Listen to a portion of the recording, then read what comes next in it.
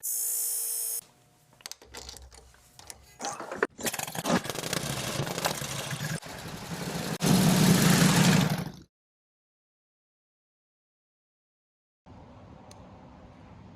good afternoon. This is Jeff with Indian Motor Works, and we've got a 1941 Chief with a sidecar. It was restored back in the mid-90s by a guy, Pete Bolenbach, who had a fairly sophisticated machine shop. They did a lot of foreign car stuff, and kind of interesting. An elderly gentleman, great guy, just decided he's going to thin down his collection.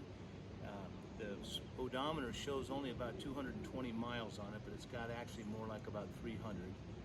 But it's not very many miles. This thing is really done correctly. I try and be a little bit almost not critical, but very objective in looking at it. And this bike has all the I's dotted and T's crossed. It's physically and mechanically correct, and it's a good runner. Sounds good. It's strong. Idles good. It's got really just a lot of nice components in terms of, correct speedometer and amp gauge, and the wiring has all been done right with the right clips. The sidecar is all done correctly with the right, all the linkage. He's got the correct muffler. He's got a really nice touch with the mud flaps, 3 times around sidecar, rear fender, and front fender. Tank strip, 1941, 1 year only.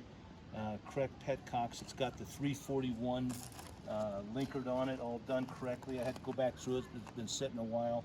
We just brought life to this thing. We drained the fluids. We put a battery in it, and well, actually had a battery, but we just drained the fluids, went through the carburetor, and it's just been a delightful machine.